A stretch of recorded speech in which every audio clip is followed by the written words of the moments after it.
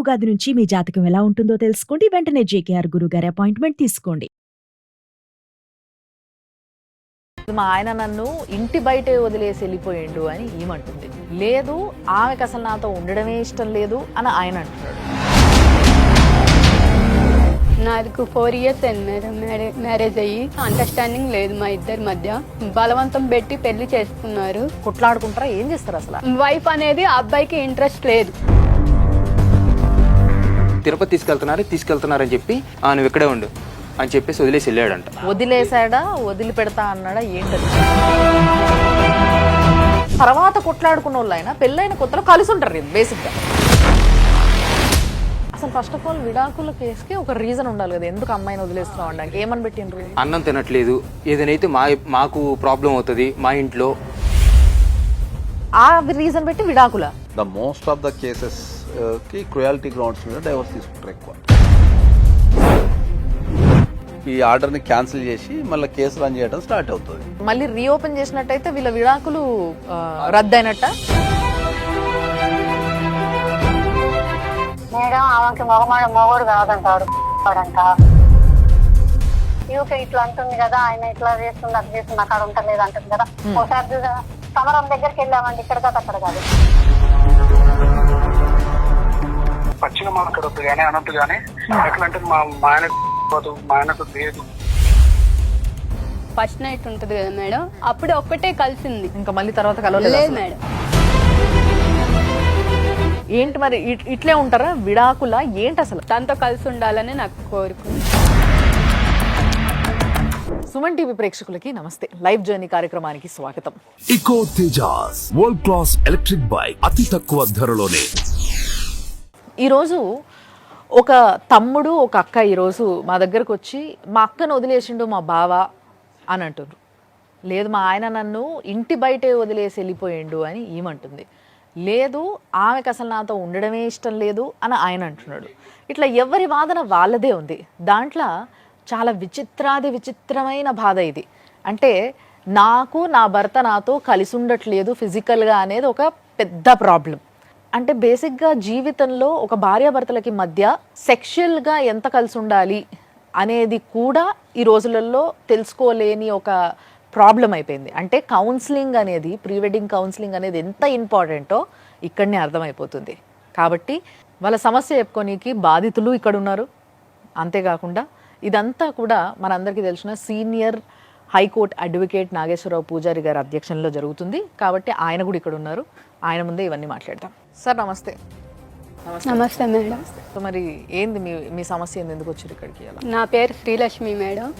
నాకు 4 years అయింది madam marriage అయ్యి. 4 years నుంచి అయినా అండర్స్టాండింగ్ లేదు మా ఇద్దరి మధ్య. అండర్స్టాండింగ్ లేదు, ప్లస్ ఇంట్లో వాళ్ళు బలవంతం పెట్టి పెళ్లి చేసుకున్నారు. అండర్స్టాండింగ్ లేదు అని అంటే కొట్లాడుకుంటారా? ఏం చేస్తారు అసలు అండర్స్టాండింగ్ లేక? అసలు తను నన్ను మాట్లాడటం కానీ ఏది లేదు మేడం. ఏదో పెళ్లి చేసుకొని ఇంట్లో ఉంచుకున్నారు. 4 సంవత్సరాలు అయింది కానీ మాట్లాడుకో. అసలు పేరెంట్స్ తప్ప వైఫ్ అనేది ఆ అబ్బాయికి ఇంట్రెస్ట్ లేదు. కాదమ్మా, ఇప్పుడు కలుసున్నారా? ఒక దగ్గర ఉన్నారా? ఉన్నాం మేడం. ఎన్ని రోజులు ఉన్నారు? 4 years ఉన్నాము. అంటే ఇది 3 years కన్ఫర్మ్ మేడం. 4 year ఇప్పుడు జరుగుతుంది. ఓకే, 3 years ఒక వ్యక్తితోని మీరు భార్య భర్తగా కలిసినప్పుడు ఇంట్లో అసలు మాట్లాడుకోకపోవడం. ఇంట్లో ఎవరెవరు ఉన్నారు ఇంకా భర్తతో పాటు? పేరెంట్స్ ఉన్నారు, వాళ్ళ అమ్మ వాళ్ళ నాన్న ఉన్నారు. మేము మొత్తం ఫ్యామిలీ 4 సార్. నలుగురు అయితే మే ఇద్దరము వాళ్ళిద్దరు. మా పేరెంట్స్ చెప్తే సరేలా అని చెప్పేసి వచ్చి మాట్లాడారు. ఎందుకు అబ్బాయి అని మా పేరెంట్స్ వాళ్ళు వచ్చి అడిగినప్పుడు అమ్మాయి నన్ను ఇట్లా అంటుంది అట్లా అంటుంది అయ్యన్నీ మనకి తెలియదు.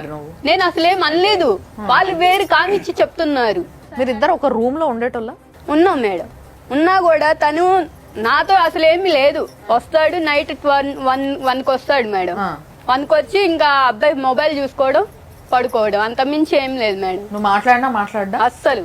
నువ్వు ప్రయత్నించినావు ఎప్పుడైనా మాట్లాడడానికి కానీ, లేకపోతే ఆయనతో కలిసి బయటకు వెళ్ళడానికి కానీ, ఏదైనా ఎక్కడికైనా? బయటకంటే అప్పుడప్పుడు వెళ్తాం మేడం. వెళ్ళినా కూడా ఇంకా మామూలుగా వెళ్ళి మూవీకి అలా వెళ్ళొస్తాం. ఇంత ఆర్టిఫిషియల్ గా ఉండగలుగుతారని నాకు ఇప్పుడే అర్థమవుతుంది అసలు నిజంగా. అసలు పెళ్లి కొత్తలో ఇద్దరికి సంబంధం లేకున్నా కూడా ఒక ఆడ మగ అంటేనే బేసిక్ గా ఆపోజిట్ జెండర్స్ అట్రాక్షన్ ఎక్కువ ఉంటుంది ఇద్దరి మధ్యలో. కొత్తగా ఎంత ఇష్టం లేని వాళ్ళైనా తర్వాత కొట్లాడుకున్న వాళ్ళైనా పెళ్ళైన కొత్తలో కలిసి ఉంటారు బేసిక్ గా. కానీ వీళ్ళు మొదటి నుంచే కలిసి ఉండటం లేదు, మాట్లాడడం లేదు అంటే అరేంజ్డ్ మ్యారేజ్ అమ్మా మీది? ఆయన ఏం చేస్తారు? మా ఆయన accountant sir. Accountant private private మిల్లో రైస్ మిల్లో అకౌంటెంట్. ఓకే. మీరైతే ఏం జాబ్ చేయరు? లేదు. పెళ్ళైన తర్వాత ఇమ్మీడియట్లీ 8 months ఉన్నారా లేదా మధ్యలో ఉన్నారా? మేము 2 years దాకా పేరెంట్స్ వాళ్ళ ఇంట్లోనే ఉన్నాము. సరే అని చెప్పేసి ఇట్లానే గొడవలు అవుతున్నాయి అని చెప్పేసి పెద్ద మనిషిలో కూర్చోబెట్టారు. పెద్ద మనిషిలో కూర్చోబెట్టినప్పుడు ఇట్లా మీరు వద్దనుకుంటున్నారు, ఒకసారి చూడండి, ఒకసారి చూసినాక ఆ అమ్మాయిని బయట ఉంచి చూడండి, చూసినాక తర్వాత అప్పుడు కాదనుకుంటే మీరు మళ్ళీ అప్పుడు ఏదో ఒకటి డిసిషన్ తీసుకొని ఏదో ఒకటి చెయ్యండి అని అన్నారు. అంటే సరే అని చెప్పేసి పెద్ద మనుషులు అని 1 year 8 months ఉంచారు. 8 months ఉంచినాక మా ఫాదర్ చనిపోయారని చెప్పేసి నేను మా ఇంటికి వచ్చాము. అందరం వచ్చాము, 4 వచ్చాము. వచ్చినాక సరేలా అని చెప్పేసి 4 వచ్చాము. వచ్చినాక అయిపోయినాక మళ్ళీ అది చనిపోయినాక తీసుకొని వెళ్ళాలా లేదా? తీసుకొని వెళ్ళకుండా ఏం చేశారు, మీ ఇంట్లో ఎవరు లేరు కదా ఆడపిల్ల, నువ్వు ఉండు, 16వ రోజు అయిపోయినాక తీసుకొని వెళ్తాము అన్నారు. సరే అని చెప్పేసి అట్లానే వెళ్ళాము. వెళ్ళాక 1 month కూడా అంత 1 నెల కూడా ఇంకా అట్లానే కంటిన్యూ ఏదో ఒకటి గొడవ పెట్టడం, తన్నడం, తిట్టడం, అట్లా ఇష్టం వచ్చినట్టు మాట్లాడారు. కొడతాడా? నేను కొడతాడు మేడం. డ్రింక్ అలవాటు ఉంది మేడం తనకి, తాగొచ్చి కొడతాడు. ఆ పెస్టేజన్ ఇప్పుడు ఆఫీస్ లో పెస్టేజన్ కూడా కలిపి నన్ను ఇష్టం వచ్చినట్టు కొట్టతాడు మేడం. నువ్వు ఎప్పుడు అడగలేదా ఎందుకు నాతో మాట్లాడలేవు, మళ్ళీ కొట్టడం ఏంటి అసలు? అడిగా మేడం, అడిగినా కూడా వాళ్ళ పేరెంట్స్ లేదు, నేను మాట్లాడను. మరి ఇష్టం లేకపోతే పెళ్లి ఎందుకు చేసుకున్నాడు? ఏం సమాధానం చెప్పట్లా. మేము కూడా వాళ్ళ ఇంటికి వెళ్ళినప్పుడు అండి, ఇప్పుడు మేము 4 వెళ్ళాం. మేము 1 వెళ్తే 5 దాకా వాళ్ళు పెద్ద వాళ్ళు తెచ్చుకున్నారు. మమ్మల్ని 5 గంటలు కూర్చోబెట్టి రోడ్డు మీద ఇంట్లోకి రానివ్వలే. అంటే వచ్చారు, కూర్చున్నారు, ఒక 5 నిమిషాలు కూర్చోబెట్టారు. ఇక్కడే ఉన్నా, పక్కనే ఉన్నా, అక్కడ ఉన్నా, ఇక్కడ ఉన్నా అని చెప్పి వాళ్ళ చుట్టాలందరికి ఫోన్ చేసుకొని చిన్నగా వచ్చారు తీరగా. కాదబ్బా, ఇప్పుడు నువ్వేమైతావు ఈమెకి?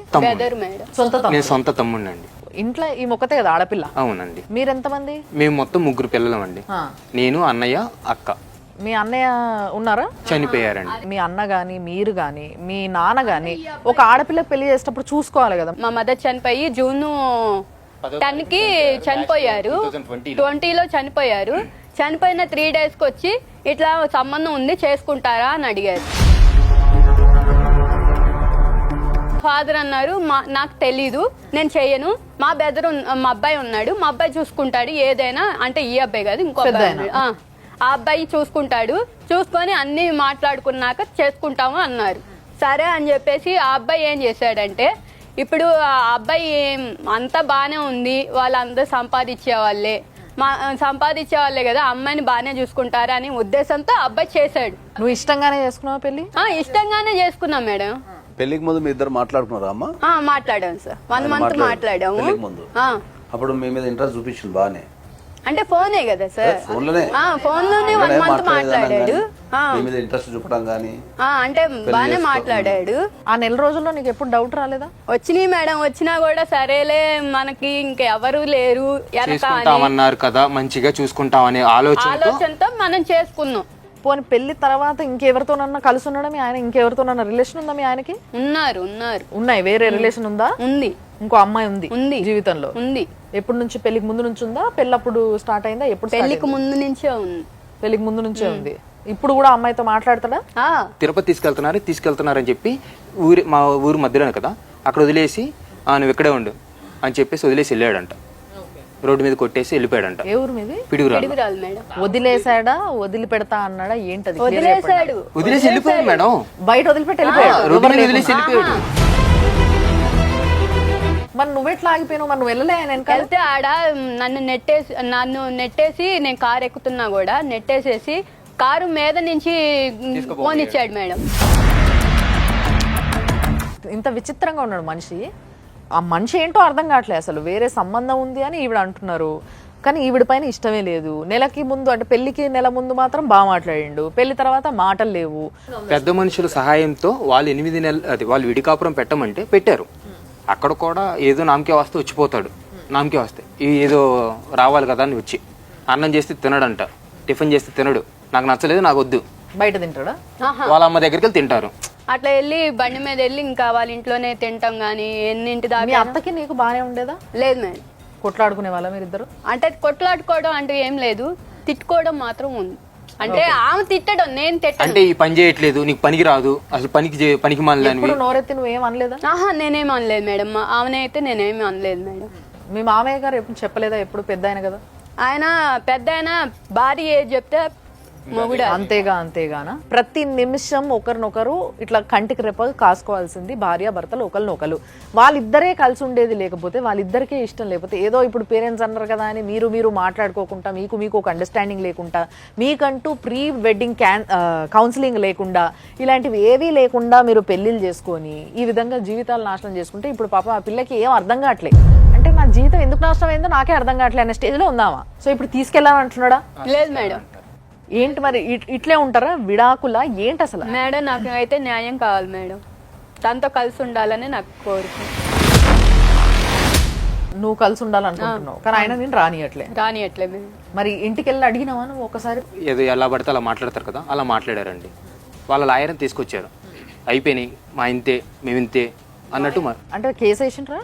ఈ విడాకులు కోసం అని చెప్పేసి కోర్టులో కేసు వేసారంట. ఆయన లాయర్ ఏం చెప్తున్నాడు, అది కోర్టులో కేసు నడుస్తుంది, అప్పటిదాకా మీ ఇంట్లో ఉంచుకోండి. అసలు ఫస్ట్ ఆఫ్ ఆల్ విడాకుల కేసుకి ఒక రీజన్ ఉండాలి కదా, ఎందుకు అమ్మాయిని వదిలేస్తున్నావు అనడానికి. ఏమని పెట్టిండ్రు? అన్నం తినట్లేదు, ఏదైతే మాకు ప్రాబ్లం అవుతుంది మా ఇంట్లో అని మాకు రీజన్ చెప్పిన విషయం. ఆ రీజన్ పెట్టి విడాకుల? ఇప్పుడు ఆ విడాకుల కేసు పెండింగ్ ఉందా, ఏమైంది అది? ఎక్స్పార్టీ కింద మీరు నోటీసులు తీసుకోలేదని చెప్పేసి కోర్టులో క్లోజ్ చేసేసారు. పేపర్ ఉందా ఏమన్నా మీ దగ్గర? ఉందండి. ఆ రీజన్ బలంగా లేకపోతే యాక్సెప్ట్ చేస్తారా సార్? యాక్సెప్ట్ చేయరు కోర్టు ఎప్పుడు కూడా. రీజన్ అనేది చాలా బలంగా ఉండాలా. ద మోస్ట్ ఆఫ్ ద కేసెస్కి క్రుయాలిటీ గ్రౌండ్స్ మీద డైవర్స్ తీసుకుంటారు ఎక్కువ. క్రుయాలిటీ గ్రౌండ్స్ అంటే ఏంటంటే మనం ప్రవర్తించే విధానం కావచ్చు, లేకపోతే మనం జీవించే విధానం కావచ్చు, మన ప్రవర్తన వల్ల కానీ మన మాటల ద్వారా కానీ ఎదుటి వ్యక్తికి ఇబ్బంది కలిగి, ఆ ఇబ్బంది ఏంటి అంటే బతకలేనంత ఇబ్బంది. వాళ్ళు అదే కేసుని అక్కడ మెన్షన్ చేసుకున్నారు. మిర్యాలగూడ కోర్టులో ఈయన డైవర్స్ అప్లై చేసుకున్నాడు మేడం. ఓకే. అప్లై చేసుకుంటే ఈయనకు ఎక్స్పార్టీ అయింది. ఇది ఎక్స్పార్టీ అంటే? ఎక్స్పార్టీ అంటే ఏంటంటే ఎప్పుడైనా కూడా సివిల్ కేసులు ఉంటాయి కదా, కేసులు ప్రధానంగా 2 రకాలు ఉంటాయి. ఒకటి సివిల్ కేసు, ఒకటి క్రిమినల్ కేసు. సివిల్ కేసులలో కనుక ఎవరైనా ఒక వ్యక్తి పోయి కోర్టులో కేసు వేసుకున్న తర్వాత కోర్టు ఏం చేస్తుంది, ఇమీడియట్లీ ఆపోజిట్ పార్టీకి నోటీసులు పంపిస్తుంది. ఆ నోటీసులు పంపించినప్పుడు ఆపోజిట్ పార్టీ రిజెక్షన్ చేసినా, నేను నోటీసులు తీసుకోనన్నా, నోటీసులు తీసుకొని కోర్టుకు రాకున్నా, ఓకే, లేకపోతే వాళ్ళ అడ్రస్లో లేరు అనుకుందాం సపోజు, పేపర్లో పబ్లికేషన్ ఇచ్చి ఆ పబ్లికేషన్కి రెస్పాండ్ కాకుండా కోర్టు ఆపోజిట్ పార్టీకి వాళ్ళు అడిగింది ఇచ్చేస్తారు. ఓకే. ఇప్పుడు ఈ కేసులో ఆయన డైవర్స్ కావాలని కోర్టులో అప్లై చేసుకున్నాడు. అప్లై చేసుకున్న తర్వాత ఏమైంది, కోర్టు ఇక్కడ రాసిన అడ్రస్కి నోటీసులు పంపించింది. ఓకే. సో వాళ్ళకి అక్కడ కోర్టులో ఈ అమ్మాయి నోటీసులు తీసుకున్నది అని కానీ, అమ్మాయి నోటీసులు రిజెక్షన్ చేసిందని కానీ కోర్టులో ఇన్ఫర్మేషన్ వెళ్ళి ఉంటుంది. ఓకే. సో మీకు పంపించారా నోటీస్ వాళ్ళు? అది పంపించింది మా మావయ్య వాళ్ళకి మేడం. అంటే మా ఇంటి అడ్రస్ మీ ఇల్లు కాదు, మాది కాదు. నోటీస్ వచ్చినప్పుడు కంపల్సరీ తీసుకుంటేనే మనకు ఆ కేసు ఏందో అర్థమవుతుంది. దానికి తగ్గట్టు మళ్ళీ మనం కౌంటర్ చేయటమా లేకపోతే దాన్ని నిజాలు చెప్పడం జరుగుతుంది.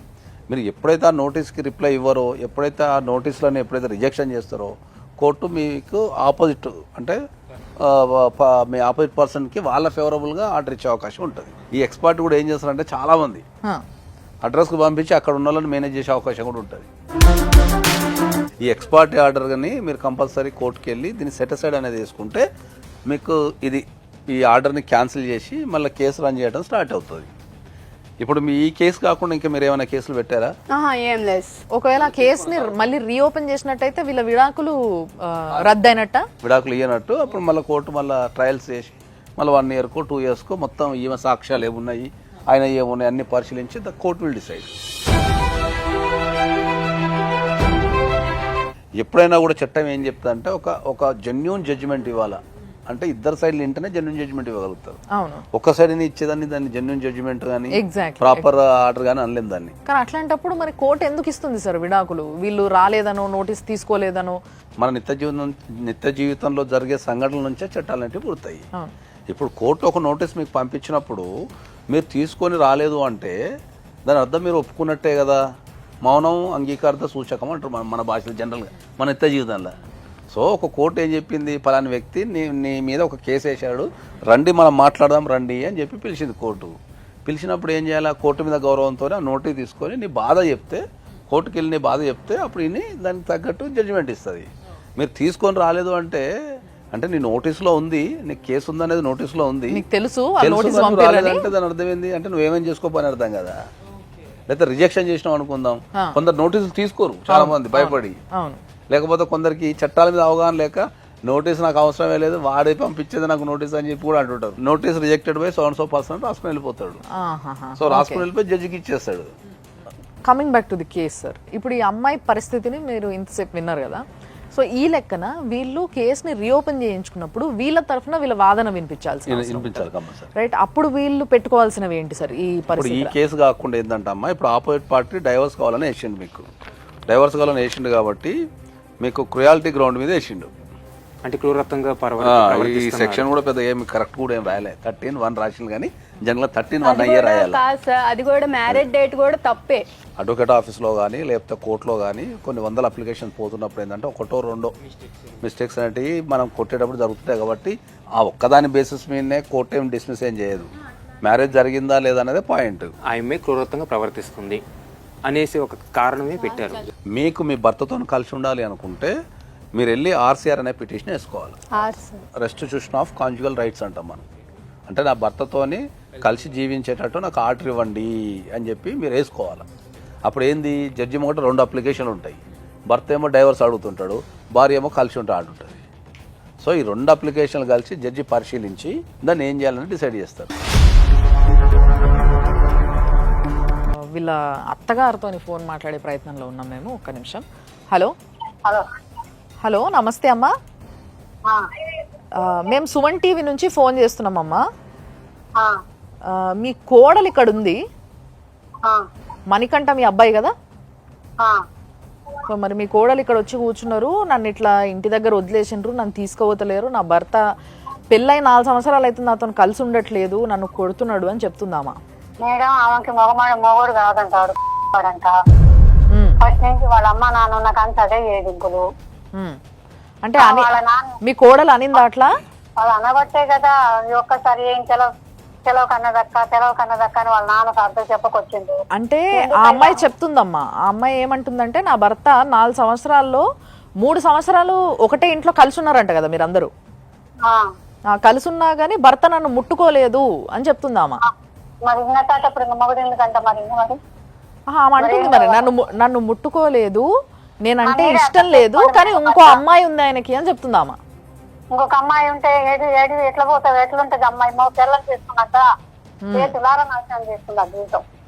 మరి ఇప్పుడు సరే ఏదైనా ఆరోగ్య సమస్యలు ఉన్నాయంటే ఇద్దరిని డాక్టర్ దగ్గరకు పంపించినరా మరి మీరు?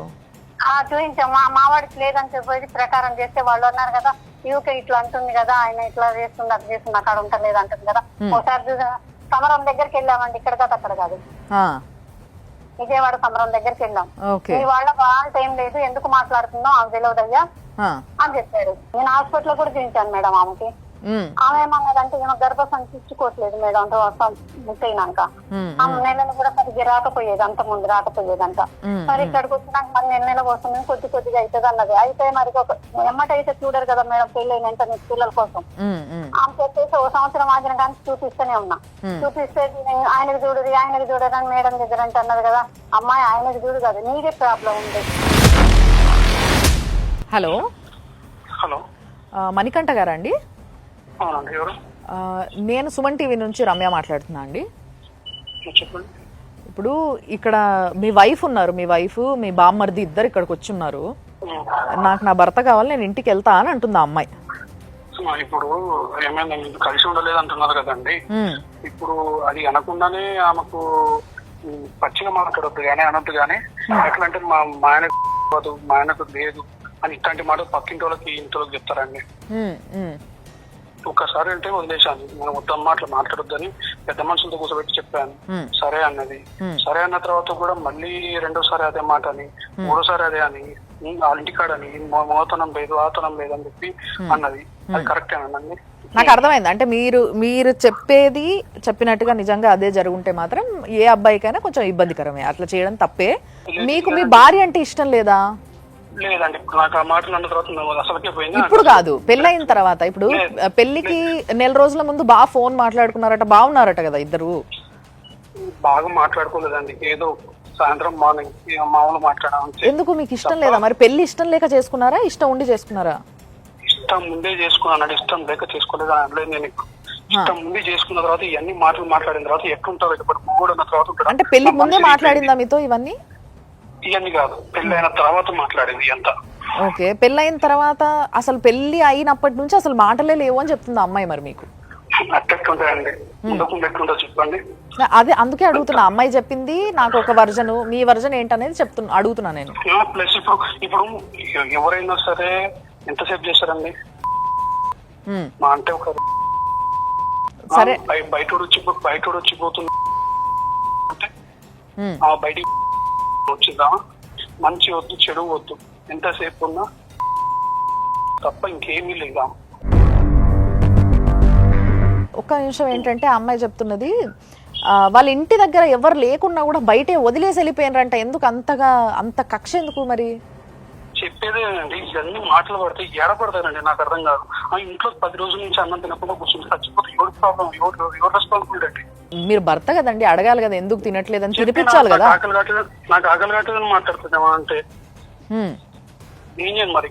అనుకున్నాను ఇంటికాడ వదిలిపెట్టి వచ్చేసి నాకు ఇవన్నీ ఫ్రీ క్లాస్ ఉన్నాయని చెప్పి వద్దనుకున్నాను నేను. ఇంకా అంటే మీకు ఇంకొకరితో ఎవరితోనో సంబంధం ఉంది అని అంటుంది. మరి లేదు, ఎవరో చెప్పమనండి మరి, నాకు ఎవరో చెప్తే నేను కూడా పోతాను అక్కడికి. మరి మీ దగ్గర ఏమైనా ప్రూఫ్లు ఉన్నాయమ్మా ఆయనకి ఏమైనా సంబంధం ఉందని? వాళ్ళ ఫోన్లోనే ఉన్నాయని చెప్పేసి చూసారు అంతే. తనని కొట్టారంటున్నారు, మరి ఎందుకు కొట్టారు మీరు? చెప్పేదేనండి, ఈ మాటలు మాట్లాడుతుంటే ఒక్కసారి కాదు 2 సార్లు కాదు, ఊకే మాట్లాడుతుంటే ఏమన్నా మరి నీకు ఉద్యోగం చెప్పినా వినట్లేదు, ఒక తెప్పేసిన అప్పుడు కూడా ఏం లేదు. మరి ఏం చేద్దాం చెప్పండి. ఇప్పుడు ఆమె ఏమంటుందంటే నాకు నా భర్త కావాలి అని చెప్పేసి ఆ కేసుని తిరిగి ఓపెన్ చేపిస్తా అంటుంది. నాకైతే అవసరం లేదండి, నాకైతే అది వాస్తవం. ఎంత కొట్టుకున్నా సరే నేను చావడానికి ఏం చేద్దాం కానీ నాకైతే అవసరం లేదు. ముందే చెప్తున్నా కదా, కూడా వాస్తవం. 4 రోజుల కింద ఫోన్ చేసి 50 లక్షలు ఇస్తే నేను వదిలేస్తా అని మాట్లాడిందా లేదా అడగండి. రికార్డింగ్ ఉందా అండి ఏమైనా మీ దగ్గర? రికార్డింగ్ ఐఫోన్ అంటే నాది రికార్డింగ్ లేదు. సో ఇప్పుడు మీ ఆయనకు 2 రోజుల కింద ఫోన్ చేసినావా, నిజమేనా ఇది? ఫోన్ చేయటం అయితే వాస్తవమే మేడం, నేనైతే ఏది మాట్లాడలేదు. ఇట్లా ఏందయ్యా మరి నా జీవితం ఇట్లా నాశనం చేసావేంది అని అడిగాను, అంత మించి నేను ఏది మాట్లాడలేదు మేడం. సరే, మీ ఇద్దరికి మధ్యలో కలిసి ఉండాలని ఉండేనా లేదా అనేది పక్కకు పెడితే, మీరిద్దరు కలవాలనే ప్రయత్నంలో జరిగిన విషయాలు బయట చెప్తున్నాం అనేసి అంటున్నాడు. బయట చెప్పలేదు మేడం, మా పేరెంట్స్కే ఒక్కరికే చెప్పాను. దానికన్నా ముందు మీరిద్దరు డిస్కస్ చేసుకున్నారా? అయ్యా మరి ఇట్లా ఉంది, మరి ఇంకొంచెం ట్రై చెయ్యి అని అడిగాం. అడిగితే నాకు అవసరం లేదు, నేను చెయ్యను, నాది ఇంతే అని మాట్లాడాడు. సరే అని చెప్పేసి సరే ఇట్లానే అంటున్నాడు కదా అని వాళ్ళ పేరెంట్స్కి చెప్పాను, వాళ్ళ మదర్కే చెప్పా. ఇట్లా అంటున్నాడండి, ఇట్లా అంటున్నాడు అత్తయ్య, మరి ఏం చేయాలి అని. సరే అని చెప్పేసి సరే అని అట్లానే ఆగిపోయా, 1 year దాకా ఆగిపోయా. ఫస్ట్ నైట్ ఉంటుంది కదా మేడం, అప్పుడు ఒక్కటే కలిసింది, ఇంకా మళ్ళీ తర్వాత కలవలేదు మేడం. సో అసలు మీ ఇద్దరికి అసలు ఫీలింగ్సే లేవు మేడం, ఆ అబ్బాయికి అంటూ లేదు, నాకున్నాయి. సో సార్, బేసిక్గా మీరు మొత్తం విన్నారు, అంతా మన ముందే జరిగింది. సో వాళ్ళిద్దరు తల్లి కొడుకులు కూడా మాట్లాడినరు మనతోని. సో ఇద్దరికి ఒకరిపైన ఒకరికి అట్రాక్షన్ లేదు బేసిక్గా. ఈ విషయం క్లియర్గా అర్థమవుతుంది. ఈమెకి ఇష్టం ఉన్నా ఆయన రావట్లే అని ఏమంటుంది. ఇదే మెయిన్ సమస్యగా కనిపిస్తుంది తప్పితే వేరే ఏ సమస్య కనబడతలేదు వీళ్ళ రిలేషన్లో. సో ఇలాంటి సమస్యను మరి ఏం చేయాలంటారు? అసలు దీన్ని ఎట్లా తీసుకోవాలి? కౌన్సిలింగే కంపల్సరీ. వీళ్ళు కలవకపోవడం అనేది ఒరిజినల్ సమస్య. అవును, ఆ ఒరిజినల్ సమస్య నుంచే మిగతా అన్నీ ఉత్పన్నమైపోయి వీళ్ళిద్దరి మధ్యలో ఈ అపోహలకు కానీ వాటికి కానీ దారితీసింది ఇది. సో వీళ్ళు ఒకవేళ కనుక కలిసి ఉండాలి అనుకుంటే మాత్రం డెఫినెట్లీ ఈ కౌన్సిలింగ్ ద్వారా అయితే వీళ్ళని 100% మార్చగలిగే అవకాశం ఉంది. ఆయనకు డైవర్స్ వచ్చినాయి కాబట్టి, ఎక్స్పార్టీ డైవర్స్ వచ్చినాయి కాబట్టి ఆయన స్ట్రాంగ్గా నేను కంపల్సరీ కోర్టుకి వెళ్తాన్నాడు కాబట్టి వెళ్ళిండు కాబట్టి రాకపోవచ్చు.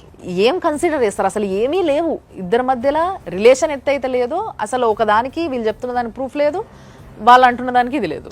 సో ఇప్పుడు ఈ అమ్మాయి కనుక కలిసి ఉంటా అంటే మాత్రం మనం డెఫినెట్లీ ఆర్సీఆర్, ఇంతకుముందు మనం చెప్పినట్టు ఆర్సీఆర్ పిటిషన్ వేసుకుంటే అక్కడ జడ్జి గారు కౌన్సిలింగ్ చేస్తారు.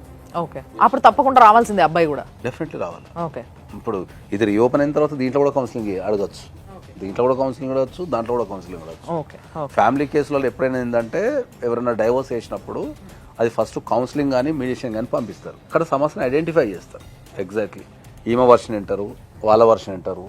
విన్న తర్వాత ఇప్పుడు మనం ఏదైతే చేస్తున్నామో సేమ్ అక్కడ కూడా అంతే. వీళ్ళకి ఎగ్జాక్ట్లీ ఏముంది, ప్రాబ్లం ఏముందని ఐడెంటిఫై చేసి వాళ్ళని కలపడానికి కానీ లేదా ఒకవేళ కలిసి ఉండలేము అనుకుంటే వాళ్ళని డైవర్స్ వైపు కానీ తీసుకెళ్తారు. ఇద్దరి మధ్యలో కొట్లాటలు లేవు, ఒక కౌన్సిలింగ్ తో సెట్ అవుతుందని అనుకుందాం. సెట్ అయితే మంచిదే, అవ్వకపోతే ఈమె పరిస్థితి ఏంటి మరి? ఆమెకి ఎవరున్నా లేకపోయినా ఆమెకు చట్టం అయితే అండగా ఉంది కదా. చట్టం అయితే ఎప్పుడు ఆమె తరపున నిలబడుతుంది తప్పకుండా. ఇప్పుడు అదే చెప్తున్నాం మనం. ఆమె గనక కలిసి ఉండాలి అనుకుంటే ఆమె ఇప్పుడు చేయాల్సింది ఆర్సీఆర్ అనే పిటిషన్ వేసుకోవచ్చు. లేదు అనుకుంటే వెళ్ళి అత్తగారింట్లో కూడా ఉండొచ్చు. ఆమె డైరెక్ట్ వెళ్ళిపోయి ఉండొచ్చు అని మీరు చెప్తున్నారు సార్. ఇంట్లోకి కూడా రాని అట్లా చుట్టుపట్టి ఈడ్చి కొడుతున్నారు సార్. మీరు డొమెస్టిక్ వైలెన్స్ కింద మీరు కేసు వేసుకోవచ్చు. రెసిడెన్స్ ఆర్డర్ అని ఉంటుంది. డొమెస్టిక్ వైలెన్స్ అనేది వేరు, డౌరీ హరాస్మెంట్ కేసు వేరు. డొమెస్టిక్ వైలెన్స్ అనేది ఒక సివిల్ కేసు. అది కోర్టులో వేసుకుంటాం మనం, లేదా ప్రొటెక్షన్ ఆఫీస్ దగ్గర వేసుకుంటాం. ఓకే. ఈ హరాస్మెంట్ అనేది భార్యని హరాస్మెంట్ చేయటం అని కానీ లేకపోతే డౌరీ డిమాండ్ చేయటం కానీ ఇది క్రిమినల్ కేసు. ఇది పోలీస్ స్టేషన్లో వేసుకుంటాం. ఈ రెండు డిఫరెంట్. చాలా మంది ఏంటంటే ఈ రెండు ఒకటే అనుకుంటుంటారు. డిపి యాక్ట్ అంటారు. డిపి యాక్ట్ అంటే ఏంది? Dowry prohibition act. అందరూ డిపి యాక్ట్ అంటే డొమెస్టిక్ వైలెన్స్ యాక్ట్ అని అందరూ అనుకుంటుంటారు. డొమెస్టిక్ వైలెన్స్ ఏమో మనకు ఆడపిల్లలకి ఏమైనా ఇబ్బంది కలిగినప్పుడు దాంట్లో చాలా దగ్గర నాకు తెలిసి ఒక 20 to 25 రిలీఫ్స్ ఉన్నాయి దాంట్లో. ఇప్పుడు ఈమె వర్కింగ్ ఉమెన్ కాదు కాబట్టి మెయింటెనెన్స్ వేసుకోవచ్చు. ఓకే. ఒకవేళ ఏమో ఆ వ్యక్తిని పెళ్లి చేసుకోవడం ద్వారా ఆమె జీవితాన్ని కోల్పోయింది అనుకుంటే కాంపెన్సేషన్ వేసుకోవచ్చు, అలిమనీ కూడా వేసుకోవచ్చు. 498 కేసు వేసాం సార్ ఫస్ట్ లోనే. అంటే ఈ కేసు రాకముందు వేసాము. వాళ్ళు ఏంటంటే డబ్బు చూస్తున్నారు కానీ మనిషిని వాల్యూ అనేది చూడట్లేదు. ఏంటంటే లేదమ్మా వాళ్ళు ఏది అంటున్నారు అదంటున్నారు, మేనేజ్ చేసేసి డబ్బులతో వెళ్ళిపోతున్నారు. వాళ్ళకెళ్ళి సపోర్ట్ వస్తుంది కానీ మాకెళ్ళి సపోర్ట్ అంటే ఎవరు లేరు. ఇప్పుడు ఎప్పుడైనా సరే ఒక ఆడపిల్ల వెళ్ళి ఒక పోలీస్ స్టేషన్లో కేసు పెట్టినప్పుడు ఏంటంటే జనరల్గా ఆడపిల్ల సైడ్ నిలబడతారు పోలీసు వాళ్ళంతా. ఓకే. ఒక్కసారి నువ్వు అప్లికేషన్ ఇచ్చిన తర్వాత డెఫినెట్లీ వాళ్ళని పిలవాల్సిందే. పిలిచిన తర్వాత అక్కడ కూడా కౌన్సిలింగ్ చేస్తారు. ఫ్యామిలీ ఇష్యూ కాబట్టి జనరల్గా ప్రతి ఫ్యామిలీ ఇష్యూలో ప్రతి దగ్గర కౌన్సిలింగ్ ఎందుకు చేస్తారు అంటే ఏంటంటే వాళ్ళకి ఏమన్నా ఆవేశం కానీ లేకపోతే అర్థం చేసుకునే తత్వం కానీ ఒక రెండు డిఫరెంట్ వ్యక్తులు కలిసినప్పుడు ఏంటంటే వాళ్ళిద్దరు కలిసి సాగడానికి కొంచెం టైం పడుతుంది. ఆ టైం పట్టే క్రమంలో అపార్థాలు ఇట్లా చేసుకొని విడిపోతారేమో అని చెప్పేసి ప్రతి దగ్గర కౌన్సిలింగ్ అనే సెషన్ పెడతారు. 498 కంప్లైంట్ ఇచ్చినప్పుడు ఏంటంటే వాళ్ళని కూడా పిలిచి కౌన్సిలింగ్ ఇస్తారు. కౌన్సిలింగ్ ఇచ్చిన తర్వాత మళ్ళీ అక్కడ కూడా సేమ్ ప్రాసెస్. కౌన్సిలింగ్ ఇచ్చిన తర్వాత కలిసి ఉంటా అంటే మళ్ళీ టర్మ్స్ అండ్ కండిషన్స్ రాసి నువ్వు ఇచ్చిన పిటిషన్ని క్లోజ్ చేస్తారు. అక్కడ కలిసి ఉండలేని పరిస్థితి ఉన్నప్పుడు ఏంటంటే డెఫినెట్లీ నిన్ను అడిగి నీ పర్మిషన్ తీసుకొని ఖచ్చితంగా వాళ్ళు 100% ఎఫ్ఐఆర్ చేయాల్సిందే. ఇప్పుడు ఎవరైతే మాట్లాడారో మీతో, అవును, వాళ్ళతో కూడా వ్యతిరేకంగా మాట్లాడి వెళ్ళిపోయారు. ఆ పెద్ద మనుషులతో కూడా వ్యతిరేకంగా. అవును, మాకు అవసరం వాళ్ళు స్ట్రాంగ్ గా ఫిక్స్ అయిపోయింది అంటే ఇర్రెస్పెక్టివ్ ఆఫ్ ద సిచ్యువేషన్ నేను అమ్మాయిని తీసుకెళ్ళి ఉండలేను అనేది వాళ్ళు చాలా స్ట్రాంగ్ గా ఫిక్స్ అయిపోయారు. ఇంతకుముందు మీరు అన్నట్టు పోలీస్ స్టేషన్లో కనుక కేసు తీసుకోకపోతే మీరు ఆయన పై అధికారి, ఇప్పుడు ఒక పోలీస్ స్టేషన్లో తీసుకోలేదు, ఒక ఎస్ఐ స్థాయిలో సిఐ స్థాయిలో తీసుకోకపోతే వాళ్ళ పై అధికారికి కంప్లైంట్ ఇవ్వచ్చు. ఇది కూడా కాకపోతే మీరు డైరెక్ట్ కోర్టుకి వెళ్తే కోర్టు డైరెక్ట్ ఎఫ్ఐఆర్ చేసేస్తారు, కోర్టు చేస్తారు. డిఎస్పీకి వెళ్ళి 498 కేసు ఓపెన్ చేపిద్దామంటే మేము స్పందనలు వేసినప్పుడు వాళ్ళు ఒకటే అన్నారు, ఆల్రెడీ విడాకులు వచ్చిన తర్వాత నువ్వు 498 కేసు వేసేది ఏంటి, ఎక్కడుంది ఈ చట్ట ప్రకారం అని చెప్పేసి మమ్మల్ని బెదిరించారు. మీరు ఎప్పుడైతే మీరు పోలీస్ స్టేషన్కి వెళ్ళి కంప్లైంట్ ఇచ్చినప్పుడు వాళ్ళు డాక్యుమెంట్ చూపిస్తున్నట్టుంది, నాకు డైవర్స్ అయిపోయింది అని చెప్పి డాక్యుమెంట్ చూపిస్తున్నట్టుంది. ఇది పూర్తి డైవర్స్ కాదు, ఇది ఎక్స్పార్టీ డైవర్స్ అంటారు దీన్ని.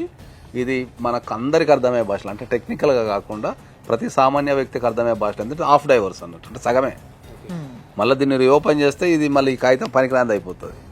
కాబట్టి రీఓపెన్ చేసే ఛాన్సెసే ఎక్కువ ఉంటాయి, ఎందుకంటే పెద్ద డిలే కూడా ఏం లేదు. ఇది వచ్చేసి 28 జూన్ 2024లో వచ్చింది కాబట్టి మీకు 2024లో వచ్చింది కాబట్టి మాక్సిమం ఇది మీకు రీఓపెన్ అయ్యే అవకాశమే ఉంటుంది కేసు. ఇంకా మన సైడ్ నుంచి ఎలాంటి అంటే ఇంతకుముందు చెప్పినట్టు అన్ని ఇప్పుడు మీరు ఆర్సీఆర్ వేసుకోవచ్చు, ఆ ఇంట్లో ఉండాలంటే రెసిడెన్స్ ఆర్డర్ అడగచ్చు, ఆ ఇంట్లో ఉండాలని లేదు నాకు నేను సొంతంగా ఉంటా అంటే మీరు రెంట్ అడగచ్చు, రెంట్ అడగచ్చు, మీరు మెయింటెనెన్స్ అడగచ్చు, తర్వాత మీకు కాంపెన్సేషన్ లాస్ ఆఫ్ కాంపెన్సేషన్ అడగచ్చు.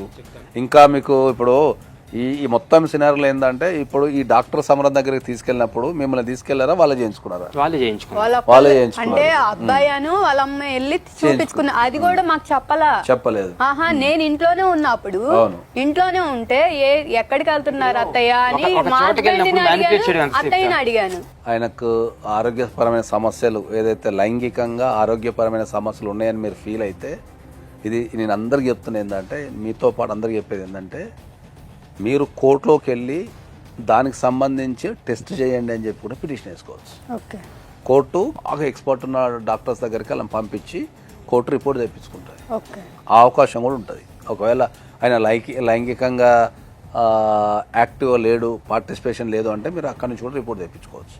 ఒకవేళ ఆ రిపోర్ట్లో కనుక గవర్నమెంట్ నుంచి వచ్చిన రిపోర్ట్లో కనుక ఆయన లైంగికంగా స్ట్రాంగ్గా లేడు అని కనుక వస్తే మీరు డెఫినెట్లీ మీరు 100% మీరు కాంపన్సేషన్కి హ్యూజ్ కాంపన్సేషన్ అంటే పెద్ద మొత్తంలో మీరు కాంపన్సేషన్ వచ్చే అవకాశం ఉంటుంది. ఇప్పుడు వరకు సార్ మీకు చెప్పాల్సినవి అన్ని చెప్పినారు. సో మీకు లీగల్గా మీకు ఒక క్లారిటీ వచ్చింది, రైట్? వచ్చిందా? ఇంకేమైనా డౌట్ ఉందా? లీగల్గా అయితే ఎలాంటి అంటే ఇప్పుడు ఆర్సీఆర్ ఒకటి వాళ్ళు ఏమన్నా కాంప్రమైజ్కి వచ్చి జనరల్గా కాంప్రమైజ్ చేసుకొని కలిసి ఉండటానికో విడిపోవడానికో అంటే అది మీకు పిల్లలు లేరు కాబట్టి మీరు డిసిషన్ తీసుకోవచ్చు. ఇంకొక సలహా ఏంటంటే, పెళ్ళైన తర్వాత ఇట్లాంటి డిస్ప్యూట్స్ ఉన్నప్పుడు కలిసే ప్రోగ్రాం పెట్టుకోకండి. ఏదన్నా కారణం వల్ల ఇట్లా సగం డిస్ప్యూట్స్ ఉన్నప్పుడు ప్రెగ్నెన్సీ అయితే కనుక చాలా ప్రాబ్లం అవుతుంది. మాకు లీగల్గా ప్రాబ్లం అవుతుంది. పుట్టిన పిల్లలు తండ్రి లేక తల్లి లేక వాళ్ళు కోర్టు చుట్టూ పుట్టినప్పుడు తిరగాలి. పిల్లల బతుకు అన్యాయం అయిపోతుంది వీళ్ళ వల్ల. పెళ్ళైన తర్వాత ఒక 1-2 years వెయిట్ చేసి ఇద్దరికి జీవితాంతం కలిసి ఉండగలుగుతాం అంటేనే పిల్లల్ని కనాలి. ఒకటే ఏంటంటే, ఇప్పుడు వరకు మీరు ఏం కొట్లాడుకున్నారు, ఏమైంది, ఇదంతా పక్కకు పెట్టి నువ్వెంత కొట్టుకొని ఇక్కడ దాకా తీసుకెళ్ళకండి. ఉన్నది ఉన్నట్టుగా అట్లే ఉంచి కరెక్ట్ ఒక ప్లేస్లో ఉంది, దాన్ని మీరు ముందుకు తీసుకెళ్ళండి లీగల్గా మాత్రమే. అర్థమైందా? ఈ విధంగా తీసుకెళ్ళి కొంచెం ప్రశాంతంగా ఉండండి. లీగల్గా మీరు కరెక్ట్గా వెళ్తే మాత్రం కంపల్సరీ మీకు న్యాయం జరుగుతుంది. మీకు ఒకవేళ లీగల్గా ఏమైనా ప్రాబ్లం ఎదురైంది, మీకు అర్థం కాలేదంటే నాకు ఫోన్ చేయండి. నేను I will guide you as expert advocate. I will guide you. Okay, done. అర్థమైంది కదా? Thank you madam. Thank you so much sir. Thank you అమ్మా. Thank you madam. చూసారు కదా, చాలా విచిత్రమైన బాధ ఇది.